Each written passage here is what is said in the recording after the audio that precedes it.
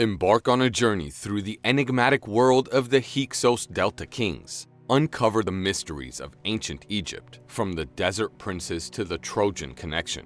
Join us as we unravel the secrets that shaped history and discover a forgotten chapter in the tale of power, politics, and legacy. Hyksos, Desert Princes Unveiled. The Hyksos Delta Kings governed from about 1663 BC alongside the 17th Theban dynasty of the primary succession until finally deposed by the 18th-dynasty founder, Pharaoh Ahmose I, in about 1550 BC. Centered mainly in Avaris, the Hyksos rulers were so named from their distinction as Hikau-khoswet, which is said to mean desert princes. They are often referred to as the shepherd kings, although many say this is a misnomer. In reality, they were indeed shepherds by the ancient Mesopotamian kingly style, which had been transported into the Hyksos realm of Syro-Phoenicia, from where a regular caravan trade flourished with the Mesopotamian kingdom of Mari. When documenting the Hyksos dynasts, Manetho speaks of the Hyksos as shepherds and brothers from Phoenicia. The term shepherd obviously refers to the Egyptian term, used since the Middle Kingdom to designate the Amorite princes of Syria, Palestine. The term brother in a political sense is also known from the Middle Kingdom Sinai inscriptions, a few of which speak of a certain brother of the prince, of Regenu.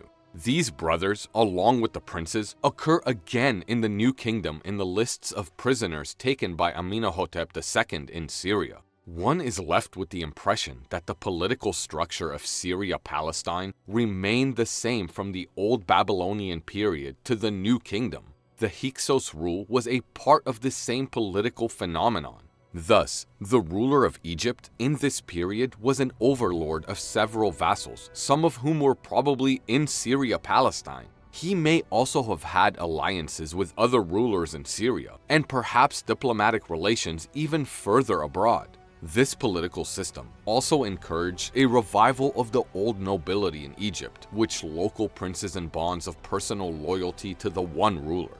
Hyksos, Trojan rulers revealed. The Hyksos kings were Amorite descendants of Ham, and as such, would have been of a strain related to the early 2nd dynasty, perhaps even to the 12th dynasty of Queen Sobekneferu.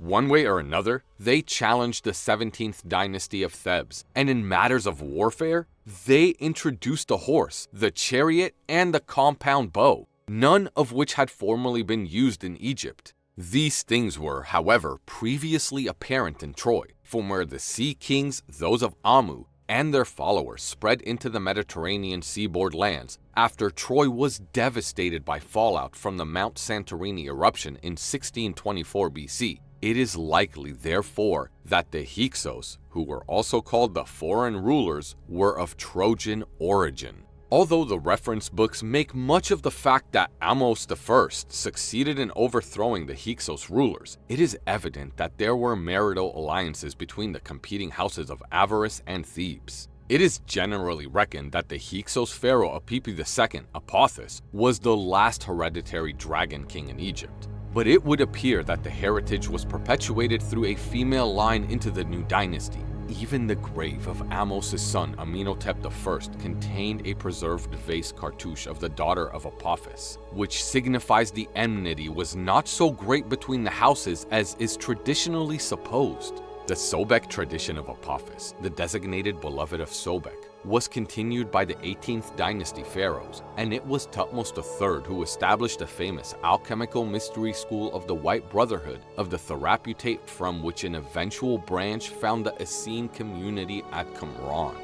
This original school was operated by the priests of Ptah, the high priest of Ptah, and Memphis was called the Great Master Artificer, Ptah being the Vulcan of Egypt.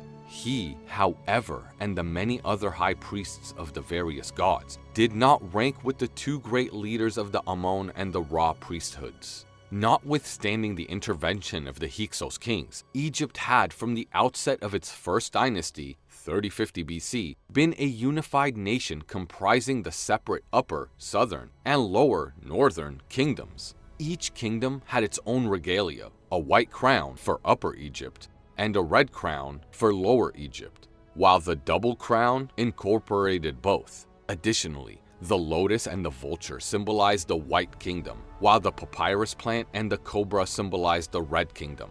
More important to our quest, though, is that each of the kingdoms had its own principal stone pillar, a spiritual umbilical cord between the priests and the gods. Of Enki and Enlil, its counterpart at Thebes, Upper Egypt, was called Iunushima, which means quite simply southern pillar. These two eastward-facing pillars, which existed at the time of unification, were revered by the Thutmose the Reputate and were the prototypes for the two eastern porch pillars of Solomon's Temple of Jerusalem some 2,000 years after the unification of Egypt. The Jerusalem pillars still feature in modern Freemasonry as yakin, to establish, and bows, in strength. In Egypt, the pillars were symbols of unity and of a concept known as mat, which defined a level and just foundation.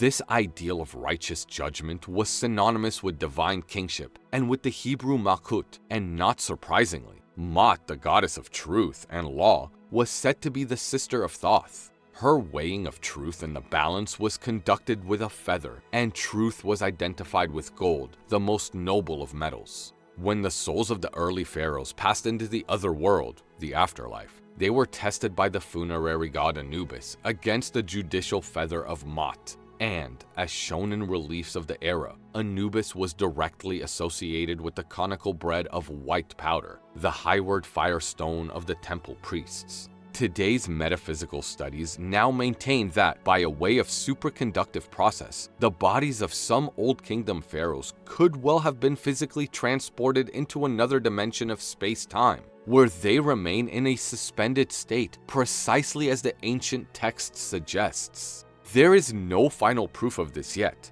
but there is proof of the ability to perform such a feat, and it would certainly explain the mystery of the undiscovered Giza Pyramid kings, Khufu, Khafre, and Menkaure, royal legacies unveiled. It was a particular tradition of Egyptian kingship that the funerary rites that consecrated the dead as everlasting gods were identical to those that gave the pharaohs a divine status during their lifetimes. Among the many royal insignia were the shepherd's crook and the scepter, just as in ancient Sumer. And although legitimate gods were revered in both countries, the earliest form of ritualistic religion was an enthusiastic belief in the divinity of the kings. Prevailing above all, though, was an overriding principle of sovereignty that insisted that a man may not become a king without a queen, and a queen must be of the royal blood. Esau's heirs by Bashamath and his other wives became the dukes of Edom, Idumea, as per Genesis. Hebrew literature scholars point out that 12 individual dukedoms were defined, equivalent to the 12 tribes of Israel. Additionally, there were 12 princes of nations, given as the sons of Abraham's son Ishmael. Although the tribes of Israel are generally well known, these other influential groups of 12 have been strategically ignored. Albeit the families of Ishmael and Esau were defined as high-bred dukes and princes, the Ishmaelites emerge as the 12 tribes of Syro-Arabia, while the Muslim tradition reveres Ishmael and Abraham as the joint founders of the Holy House at Mecca. Esau's Edomites were destined in turn to inherit the kingdom of Idumea as the dragons, kings, and owls, queens of eternity in accordance with the book of Isaiah. They shall possess it forever, from generation to generation shall they dwell therein. The wilderness and the solitary place shall be glad for them, and the desert shall rejoice and blossom as the rose. As we close this chapter, remember that history's secrets are the threads that weave our understanding. Stay curious. Beyond every mystery lies another story wanting to be unveiled. Keep exploring the hidden depths of our shared past. But before you go, hit that like button. Don't forget to share the video and subscribe to the channel. Until next time.